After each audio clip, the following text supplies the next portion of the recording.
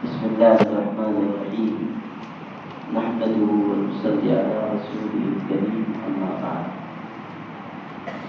أعوذ بالله من الشيطان الرجيم بسم الله الرحمن الرحيم لن ينال الله لحومها ولا دماؤها ولكن يناله التقوى منكم صدق الله العظيم. حدیث شریف میں یہ بات آئی ہے کہ اللہ تعالیٰ تمہاری شکلوں کو اور تمہارے جسموں کو نہیں دیکھتا، لیکن اللہ تعالیٰ تمہارے اعمال کو اور تمہارے دلوں کو دیکھتا ہے. یعنی تم عمل کیسا کر رہے ہو اور تمہارے دل کا ارادہ کیا ہے، کس نیت سے تم عمل کر رہے ہو. اللہ تعالیٰ عمل کو دیکھتا ہے اور عمل کی نیت کو دیکھتا ہے، ارادہ کیا ہے. قرآن کی آیت میں نے پڑھی، اللہ تعالیٰ کا ارشاد ہے کہ یہ جو تم قربانی کے جانور ذبح کرتے ہو، ان کا خون اور گوشت اللہ تعالیٰ تک نہیں پہنچتا، لیکن جو تمہارے دل کا تقویٰ ہے، ارادہ ہے، وہ اللہ تعالیٰ تک پہنچتا ہے. یعنی یہ دیکھا جاتا ہے کہ انسان نے کس نیت سے جانور کو ذبح کیا. اگر یہ ارادہ ہے کہ میرا اللہ مجھ سے راضی ہو جائے، تب تو اس کا یہ عمل اللہ کے ہاں قابل قبول ہے اور اس پر اجر ہے. اور اگر یہ نیت ہے کہ لوگ یہ سمجھیں کہ ہم نے تو 1,00,000 روپے کا جانور ذبح کیا، ہم بڑے مالدار اور سخی، تو پھر اس کا جانور بھی گیا اور اس کا عمل بھی ضائع ہوا. اللہ تعالیٰ کے یہاں کسی ایسے عمل پر اجر نہیں ہے جس میں انسان کی نیت خراب ہو. حدیث شریف میں ان اللہ طیب لا يقبل الا طیبا، اللہ تعالیٰ پاک ہے اور وہ صرف پاک چیز ہی کو قبول کرتا ہے. اللہ پاک ہے اور پاک چیز ہی کو قبول کرتا ہے. یعنی جو عمل اللہ کو راضی کرنے کے لیے کیا جائے گا، اللہ تعالیٰ اسی عمل کو قبول فرمائے گا. اگر انسان کے دل میں یہ ارادہ اور نیت ہے کہ لوگ مجھ کو نیک سمجھیں، میں نماز پڑھوں لوگ مجھ کو دیکھیں اور نیک سمجھیں، میں روزہ رکھوں لوگ مجھ کو دیکھیں اور نیک سمجھیں، اگر یہ جذبہ ہے تو پھر قیامت کے دن ایسے انسان کو کوئی نیکی نہیں ملنے والی، الٹا اس کے اوپر مصیبت آئے گی.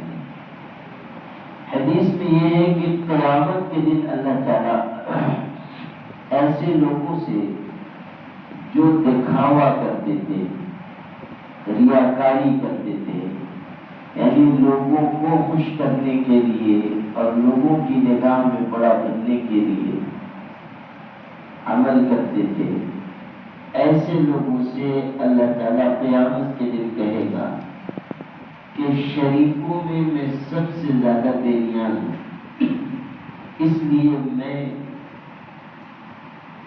تم کو شریکوں کے لیے چھوڑتا ہوں. یعنی تم نے عمل کیا، یہ ارادہ تھا کہ فلاں آدمی دیکھے اور خوش ہو، یا مجھ کو نیک سمجھے، مجھ کو دیندار سمجھے، تو اب تم جاؤ اس سے تم اپنے عمل کا اجر لے لو، جاؤ تم اس سے اپنا ثواب لے لو، تم نے اس کو میرے ساتھ شریک کیا، اس لیے تم اس سے اجر لے لو. بخاری شریف کی ایک حدیث میں من صلی یرائی فقد اشرک، دھیان سے سنو، جو نماز پڑھتا ہے دکھاوے کے لیے وہ شرک کرتا ہے. کیا کرتا ہے؟ شرک. کتنا سخت لفظ استعمال کیا. جو دکھاوے کے لیے نماز پڑھتا ہے وہ شرک کرتا ہے. جو روزہ رکھتا ہے دکھاوے دکھاوے کے لیے وہ شرک کرتا ہے، جو صدقہ دیتا ہے دکھاوے کے لیے وہ شرک کرتا ہے۔ 3 عبادتیں بیان فرمائی، نماز، روزہ، صدقہ خیرات، اور تینوں کے بارے میں یہ کہا کہ اگر ارادہ دکھاوے کا ہے تو پھر ایسا شخص شرک کرتا ہے۔ شرک کیوں کہا؟ سمجھیے اس کو۔ ایک آدمی ریاکاری کے لیے نماز پڑھ رہا ہے دکھاوے کے لیے، اس کے بارے میں کہا کہ وہ شرک کر رہا ہے۔ کیوں؟ اس لیے کہ نماز، روزہ، صدقہ خیرات تو اللہ تعالیٰ کو خوش کرنے کے لیے ہے۔ اب اگر کوئی شخص کسی اور کو بھی اس میں شریک کر رہا ہے تو وہ ایسے ہی ہے گویا کہ اس نے اللہ کے برابر کسی اور کو لا کر کھڑا کر دیا۔ بات سمجھے؟ یعنی اجر دینے والا تو اللہ ہے، ثواب دینے والا اللہ ہے۔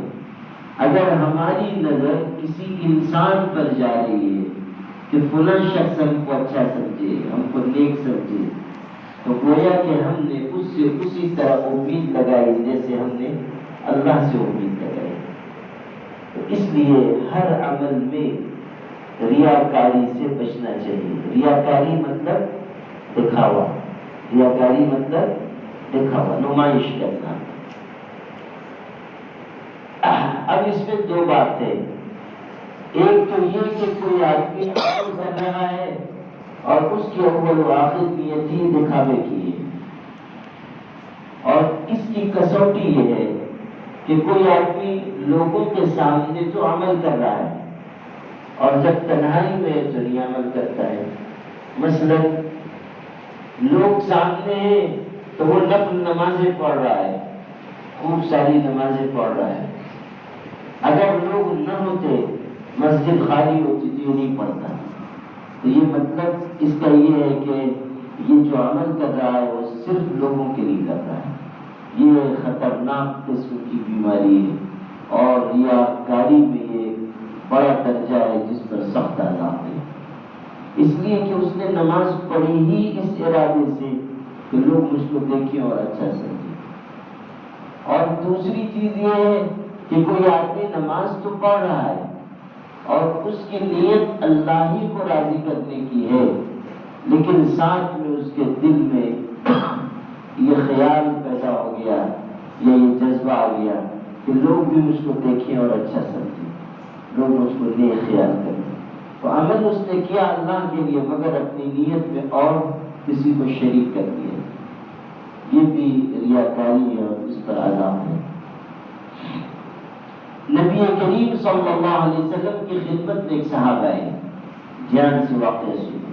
حضور کی خدمت میں ایک صحابی آئے، آ کر پوچھا اللہ کے رسول، ایک شخص اللہ کے راستے میں جہاد کرتا ہے، لڑائی کرتا ہے، اس کی نیت یہ ہے کہ میں اللہ کے راستے میں لڑوں، جہاد کی نیت ہے، اللہ کو راضی کرنے کی نیت ہے، مگر ساتھ ہی اس کے دل میں یہ جذبہ بھی ہے کہ لوگ مجھ کو بہادر سمجھیں، لوگ مجھ کو بہادر سمجھیں، یہ جذبہ بھی ہے۔ تو کیا اس کا یہ لڑنا اللہ کے راستے میں ہے؟ سوال کیا، کیا اس کا یہ لڑنا اللہ کے راستے میں ہے؟ حضور نبی کریم صلی اللہ علیہ وسلم نے یہ بات سنی اور خاموش رہے، آپ نے کچھ ارشاد نہیں فرمایا، خاموش رہے۔ اتنے میں اللہ تعالیٰ کی طرف سے وحی اتری، وحی آئی، قرآن پاک کی سورہ کہف کی آخری آیت کا آخری ٹکڑا اسی وقت نازل ہوا۔ اس میں اللہ کا یہ ارشاد ہے، فَمَنْ كَانَ يَرْجُو لِقَاءَ رَبِّهِ فَلْيَعْمَلْ عَمَلًا صَالِحًا وَلَا يُشْرِكْ بِعِبَادَةِ رَبِّهِ أَحَدًا، کہ جو شخص اپنے پروردگار سے ملاقات کی امید رکھتا ہے اس کو چاہیے کہ وہ نیک عمل کرے، اچھے کام کرے، بھلائیوں پر چلے، وَلَا يُشْرِكْ بِعِبَادَةِ رَبِّهِ أَحَدًا، اور اللہ کی عبادت میں کسی کو شریک نہ کرے۔ یعنی صرف اس نیت سے عبادت کرے کہ میرا اللہ مجھ سے راضی ہو جائے، بس اس کے علاوہ کوئی نیت نہ ہو۔ اپنی آنکھیں انسانوں کی طرف سے بند کر دیں، غور کیجئے یہ دنیا کے انسان ہمیں کیا دیں گے؟ دنیا کے انسان ہمیں کیا دیں گے؟ اگر کسی کی نگاہ میں ہم نیک بن بھی گئے، کسی نے دیکھا کہ ہاں بہت نماز پڑھ رہے ہیں، بعض لوگ ہوتے ہیں نا کہ اسی لیے نماز پڑھ رہے ہیں تاکہ آدمی سمجھے کہ یہ بہت نیک ہے۔ اور حضرت تھانوی رحمۃ اللہ علیہ نے لکھا ہے کہ ایک صاحب تھے، وہ بہت نفل نماز پڑھ رہے تھے، مسجد میں نفل نماز پڑھ رہے ہیں، پیچھے کوئی آدمی دوسرے علاقے کا رہا ہوگا، اس نے دیکھا بہت دیر سے نماز پڑھ رہے ہیں، تو بازو میں کوئی شخص تھا، اس سے پوچھا کہ کون صاحب ہیں بیچارے بہت دیر سے نماز پڑھ رہے ہیں؟ تو اس نے تعارف کرایا، یہ فلاں ہے، ایسے ایسے تعریف کی، ایسے ایسے نیک آدمی ہیں۔ وہ نیت مان کے نماز پڑھ رہے تھے اور یہ ان کو تعارف کرا رہا ہے۔ جب یہ چپ ہوا تو اس نے جس کا تعارف ہو رہا تھا نیت توڑ کے اس نے کہا تم نے تو یہ بتایا ہی نہیں کہ میں نے 6 حج بھی کیا ہے۔ یعنی جب وہ تعارف کرایا جا رہا تھا تو اس کا کان ادھر ہی لگا ہوا تھا کہ ہمارے بارے میں کیا تعریف ہو رہی ہے۔ تو جب حج کا ذکر نہیں آیا تو بیچارے کو بہت بے چینی ہوئی، اس نے نیت ہی چھوڑ دی اور کہتا ہے کہ تم نے تو یہ بتایا ہی نہیں کہ میں نے 6 حج بھی کیا ہے۔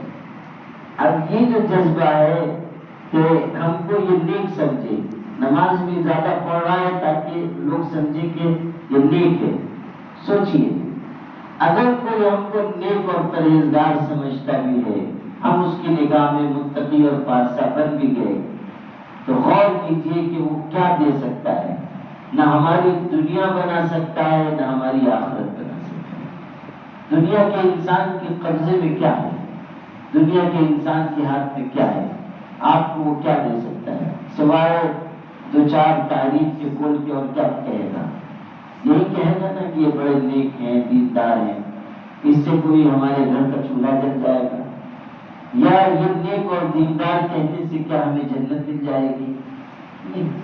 اس پر غور کیجئے کہ دنیا کے انسانوں کے اختیار میں نہ دنیا ہے نہ آخرت ہے۔ دنیا بنانے والی ذات بھی اللہ کی ہے اور آخرت بنانے والی ذات بھی اللہ کی ہے۔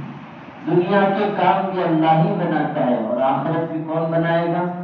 اللہ بنائے گا۔ مالک یوم الدین، انصاف کے دن کا مالک کون ہے؟ اللہ ہے۔ مالک یوم الدین، انصاف کے دن کا مالک اللہ ہے۔ تو اس لیے یہ خیال نہ ہو کہ لوگ ہمیں اچھا سمجھے، یہ جذبہ رہے کہ میرا اللہ مجھ سے راضی ہو جائے۔ اسی کو قرآن مجید میں اس طرح کہا وَمَا أُمِرُوا إِلَّا لِيَعْبُدُوا اللَّهَ مُخْلِصِينَ لَهُ الدِّينَ۔ انسانوں کو اس کا حکم دیا گیا ہے کہ وہ اللہ تعالیٰ کی عبادت کریں، عبادت کو اس کے لیے خالص کرتے ہوئے، یعنی صرف اللہ تعالیٰ کے لیے عبادت کریں، صرف اللہ کے لیے۔ جذبہ اول و آخر صرف ایک ہو کہ میرا اللہ راضی ہو جائے، میری آخرت بن جائے۔ اب سنیے، جب انسان کے اندر یہ جذبہ آتا ہے کہ میرا اللہ راضی ہو جائے، میں نماز پڑھ رہا ہوں تاکہ اللہ راضی ہو جائے، میں روزہ رکھ رہا ہوں تاکہ اللہ راضی ہو جائے، میں زکوٰۃ دے رہا ہوں تاکہ اللہ راضی ہو جائے، میں صدقہ کر رہا ہوں تاکہ اللہ راضی ہو جائے، جب یہ جذبہ ہوتا ہے تو انسان کے اس ارادے کی وجہ سے یہ برکت ہوتی ہے کہ اگر انسان کا عمل چھوٹا بھی ہو، تھوڑا بھی ہو، تو اس پر اللہ بہت بڑا اجر عطا کرتا ہے۔ اگر چھوٹا سا بھی انسان کا عمل ہے تب بھی اس پر اجر بہت ہے۔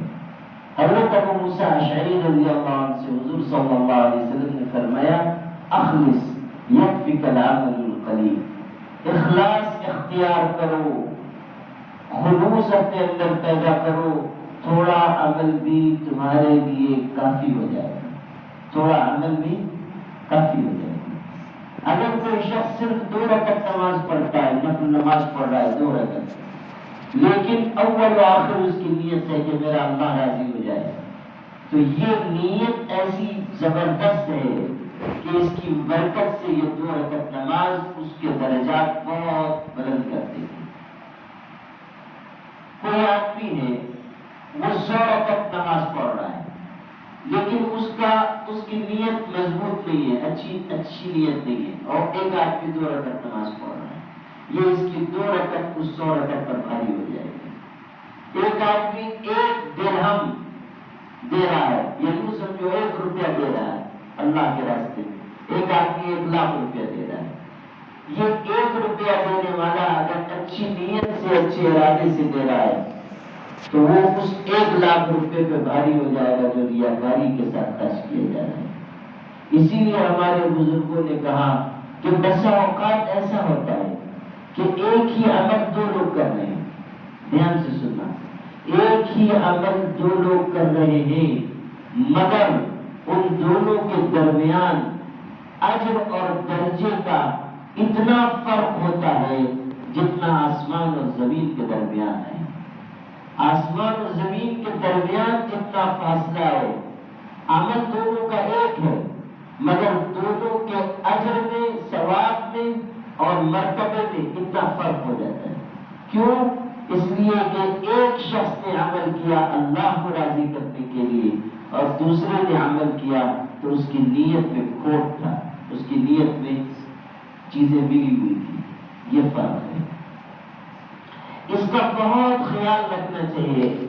سوچیے کہ اگر ہمارے عمل ریاکاری کی وجہ سے ضائع ہو جائیں تو ہم آخرت میں تو خالی ہاتھ رہ جائیں گے۔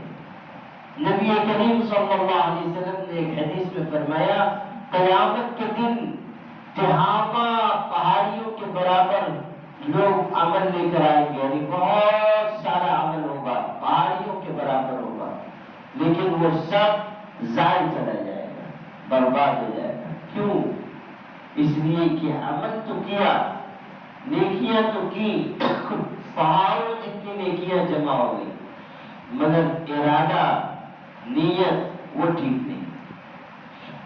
اس لیے اپنی نیت کو بہتر بنانے کی کوشش کریں اور ہر مرحلے میں ریاکاری سے، دکھاوے سے بچیں۔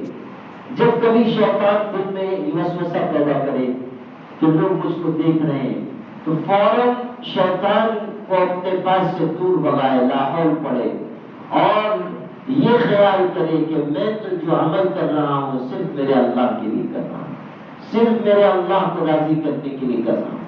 جب آپ اس طرح عمل کریں گے تو اللہ تعالیٰ آپ کے عمل میں جان پیدا کر دے گا۔ امام غزالی رحمۃ اللہ علیہ نے لکھا ہے، ایک بستی میں ایک درخت تھا، بہت نصیحت کا قصہ ہے، اس کو دھیان سے سنیے۔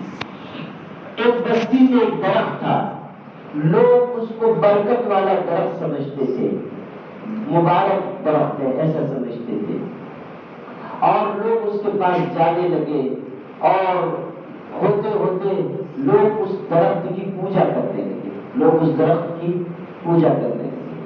شیطان نے ان کو اس درخت کی عبادت میں لگا دیا۔ اس بستی میں ایک نیک انسان رہتا تھا، عبادت گزار شخص رہتا تھا۔ ایک دن اس کو بہت غصہ آیا کہ لوگ اللہ کو چھوڑ کر اس درخت کی پوجا کرتے ہیں، میں اس درخت ہی کو کاٹ دوں گا تاکہ لوگ شرک کرنا بند کر دیں۔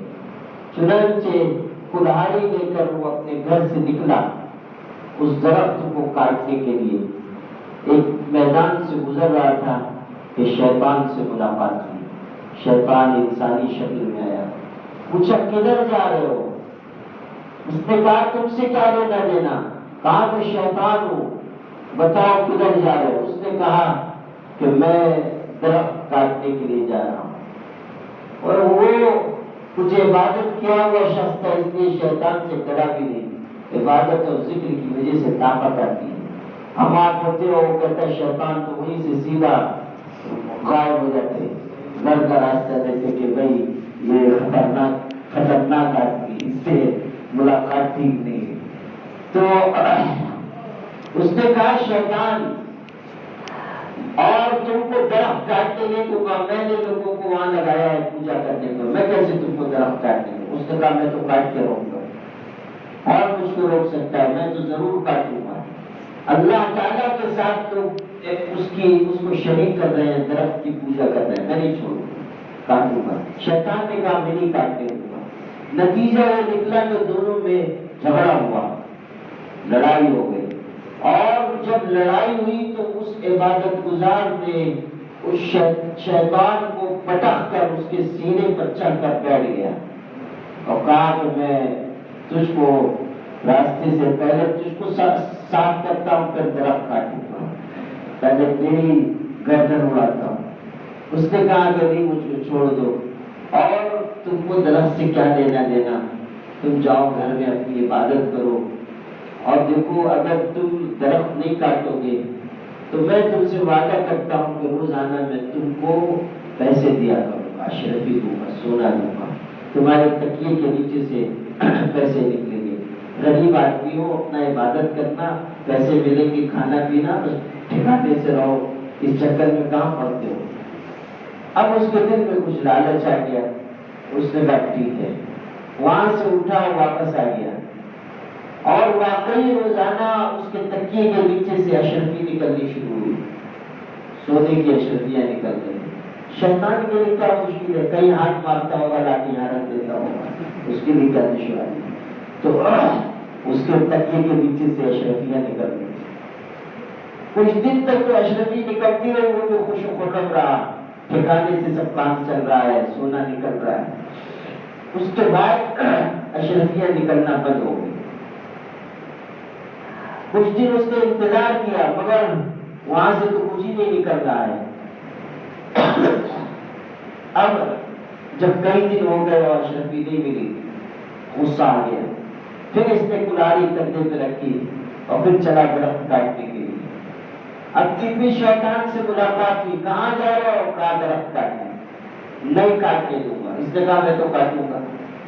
پھر مقابلہ ہوا، اور اب بھی جو مقابلہ ہوا تو شیطان نے اس کو پٹخ دیا، اور پٹخ کے اس کے اوپر سوار ہو گیا، اور کہا کہ اب میں تجھ کو چھوڑوں گا نہیں۔ اس نے کہا عجیب بات ہے، کچھ دن پہلے ہی تو تجھ سے میں نے مقابلہ کیا تھا اور میں جیتا تھا، میں نے تجھ کو پٹخ دیا تھا اور تجھ پر غالب آ گیا، آج کیسے تو مجھ پر غالب آ گیا؟ تو شیطان نے جو کہا اس سننے کی چیز ہے۔ اس نے کہا اس سے پہلے جو تم نکلے تھے، اس سے پہلے جو تم چلے تھے تو صرف اللہ کے لیے چلے تھے، تم جا رہے تھے کہ یہ جو شرک ہو رہا ہے اس کو میں ختم کر دوں گا، تم چلے تھے اللہ کے لیے، اس لیے تمہارے اندر بہت طاقت تھی اور اللہ کی مدد تمہارے ساتھ تھی، اس لیے تم مجھ پر غالب آ گئے تھے۔ آج جو تم چلے ہو تو تم پیسے کے لیے آئے ہو، لالچ میں آئے ہو، وہ جو تم کو اشرفی مل رہی تھی نہیں ملی تو تم آئے ہو۔ آج تمہارا جذبہ اللہ کو خوش کرنے کا نہیں ہے، پیسہ حاصل کرنے کا جذبہ ہے، اس لیے میں تم پر غالب آ گیا۔ یہ چیز ہے کہ جب اخلاص رہے گا تو انسان کے عمل میں طاقت پیدا ہوگی، اور جب ریاکاری اور دکھاوا آئے گا یا لالچ پیدا ہوگا تو انسان کمزور ہو جائے گا، اس کا عمل کمزور ہو جائے گا۔ اللہ پاک ریاکاری سے ہم سب کی حفاظت فرمائے۔ اللهم لك الحمد كما ينبغي لجلال وجهك وعظيم سلطانك۔ اللهم صل على سيدنا محمد وعترته بعدد كل معلوم لك۔ اللهم انت السلام ومنك السلام، تباركت يا ذا الجلال والاكرام۔ ربنا آتنا في الدنيا حسنة وفي الآخرة حسنة وقنا عذاب النار۔ اے اللہ تو اپنے فضل و کرم سے ہم سب کو اخلاص عطا فرما، اللہ للہیت عطا فرما، اللہ تیرے لیے عمل کرنے کا جذبہ عطا فرما، اللہ ہر بری بات سے ہماری حفاظت فرما، ہر برے کام سے حفاظت فرما، اللہ دکھاوے اور ریاکاری سے حفاظت فرما، اللہ ہمیں نمازی بنا، اللہ ہمیں پرہیزگار بنا، اللہ تعالی ہمیں سجدوں کی کثرت عطا فرما، اللہ تعالی ہمیں عبادت کی لذت عطا فرما، اللہ تعالی تیرے ذکر اور تیری عبادت کی طرف رغبت عطا فرما، اللہ تعالی عبادت کے کاموں میں ہماری مدد فرما، اللہ ہمیں بہتر توفیق عطا فرما، اللہ تعالی ہمیں سیدھے راستے پر چلنے والا بنا، اللہ تعالیٰ ماحول کے فتنوں سے حفاظت فرما، اللہ تعالیٰ نفس و شیطان کے فتنوں سے حفاظت فرما، اللہ کھلی چھپی بے حیائی کے ہر کام سے حفاظت فرما، اللہ تعالیٰ ہمیں نور عطا فرما، اللہ تعالیٰ ہمیں روشنی عطا فرما، اللہ تعالیٰ ظلم کے اندھیروں سے حفاظت فرما، اللہ تعالیٰ جہالت کے اندھیروں سے حفاظت فرما، اللہ تعالیٰ بہکنے بھٹکنے سے محفوظ فرما، اللہ تعالیٰ ہر برے کام سے محفوظ فرما، اللہ تعالیٰ تو ہم سے راضی ہو جا، اللہ تعالیٰ تو ہم سے راضی ہو جا، اللہ تعالیٰ تو ہم سے راضی ہو جا، اللہ تعالیٰ ہمیں آخرت میں کامیاب فرما، اللہ تعالیٰ ہمیں اچھی زندگی عطا فرما، اللہ تعالیٰ ہمیں اچھی موت عطا فرما، اللہ تعالیٰ ہر قسم کی پریشانیوں سے حفاظت فرما، اللہ تعالیٰ دکھوں اور مصیبتوں سے حفاظت فرما، اللہ تعالیٰ ہمیں اور ہمارے گھر والوں کو عافیت عطا فرما، اللہ تعالیٰ عافیت پر شکر کی توفیق عطا فرما، اللہ تعالیٰ تمام مسلمانوں کو امن اور چین و سکون عطا فرما، اللہ تعالیٰ راحت عطا فرما، اللہ تعالیٰ رحمت عطا فرما، اللہ تعالیٰ مسلمانوں کے مال میں جان میں عمر میں برکت عطا فرما، اللہ تعالیٰ مسلمانوں کی جان و مال کی حفاظت فرما، اللہ تعالیٰ ظالموں کے ظلم سے محفوظ فرما، اللہ تعالیٰ ظالموں کے ظلم سے محفوظ فرما، اللہ تعالیٰ اہل ایمان کی مدد فرما، اللہ تعالیٰ اہل ایمان کی مدد فرما، اللہ تعالیٰ مسلمانوں کی مدد فرما، اللہ تعالیٰ حالات کو سازگار فرما، اللہ تعالیٰ ہمارے بڑوں کی مغفرت فرما، اللہ تعالیٰ ہمارے چھوٹوں کی مغفرت فرما، اللہ تعالیٰ قبر کے عذاب سے حفاظت فرما، اللہ تعالیٰ جہنم کی آگ سے حفاظت فرما، اللہ تعالیٰ تیرے غصے سے محفوظ فرما، اللہ تعالیٰ ہمیں دیندار بنا، پرہیزگار بنا، وفا شعار بنا، اللہ تعالیٰ تجھ سے محبت کرنے والوں میں شامل فرما، اللہ تعالیٰ تیرے مقبول بندوں میں شامل فرما، اللہ تعالیٰ ہر بری بات سے بچنا آسان فرما، اللہ تعالیٰ ہماری اولاد کو نیک بنا، ہماری اولاد کو پرہیزگار بنا، ہماری آنکھوں کی ٹھنڈک بنا، اللہ تعالیٰ ہر قدم پر ہماری مدد فرما، اللہ تعالیٰ تیرے محتاج بندے ہیں، اللہ تعالیٰ تیرے خطا کار بندے ہیں، اللہ تعالیٰ تیری بارگاہ میں امید لے کر حاضر ہیں، اپنے کرم سے تو ہماری خطاؤں کو معاف فرما، اللہ تعالیٰ ہماری دنیا بھی بنا دے، ہماری آخرت بھی بنا دے، اللہ تعالیٰ ہم پر اپنی رحمت نازل فرما، اللہ تعالیٰ ہم پر اپنا کرم نازل فرما، اللہ تعالیٰ ہماری عافیت کے ساتھ کامل اصلاح فرما، اللہ تعالیٰ ہمارے دلوں کو پاک فرما، ہمارے دلوں کو صاف فرما، اللہ تعالیٰ ہمیں معاملات کی صفائی عطا فرما، بہتر اخلاق عطا فرما، بہترین کردار عطا فرما، اللہ تعالیٰ تیرے دین کی مخلصانہ خدمت کے لیے ہمیں قبول فرما، اللہ تعالیٰ اپنے کرم سے ہمارے ہر عمل میں اخلاص پیدا فرما، اللہ تعالیٰ ہم سے راضی ہو جا، ہمارے ماں باپ سے راضی ہو جا، اللہ تعالیٰ ہمارے اہل تعلق سے راضی اور خوش ہو جا، اللہ تعالیٰ اپنے کرم سے ہر بیماری سے شفا عطا فرما، اللہ تعالیٰ ظالموں کے ظلم سے کافروں کے ظلم سے تمام امت کی حفاظت فرما، اللہ تعالیٰ ہمیں ایمان پر زندہ رکھ اور ایمان پر وفات عطا فرما، اللہ تعالیٰ برے خاتمے سے حفاظت فرما، بری موت سے حفاظت فرما، اللہ تعالیٰ ہمارے بچوں بچیوں کی بہکنے بھٹکنے سے ارتداد سے منافقت سے حفاظت فرما، اللہ تعالیٰ بہت سے مسلمانوں کا دین و ایمان خریدا جا رہا ہے، اللہ تعالیٰ بہت سی بہنوں بچیوں کو ورغلایا جا رہا ہے، اللہ تعالیٰ ملک کے مشکل حالات میں تمام مسلمانوں کے دین و ایمان کی حفاظت فرما، اللہ تعالیٰ ہمیں دین پر ثابت قدمی عطا فرما، اللہ تعالیٰ ہمیں دین پر ثابت قدمی عطا فرما، اللہ تعالیٰ ہمارے سلسلے کے بزرگوں کا فیض عطا فرما، اللہ تعالیٰ ہمارے مرشد کی مغفرت فرما، اللہ تعالیٰ ان کو جنت میں جگہ عطا فرما، اللہ تعالیٰ ان کے حسنات کو قبول فرما، اللہ تعالیٰ قبر کے عذاب سے ان کی اور ہم سب کی حفاظت فرما، اللہ تعالیٰ ہم سب کو جنت الفردوس میں جگہ عطا فرما، حضرت نبی کریم صلی اللہ علیہ وسلم کی برکتوں سے ہماری دعاؤں کو قبول فرما۔ ربنا تقبل منا انك انت السميع العليم وتب علينا انك انت التواب الرحيم، سبحان ربك رب العزة عما يصفون وسلام على المرسلين۔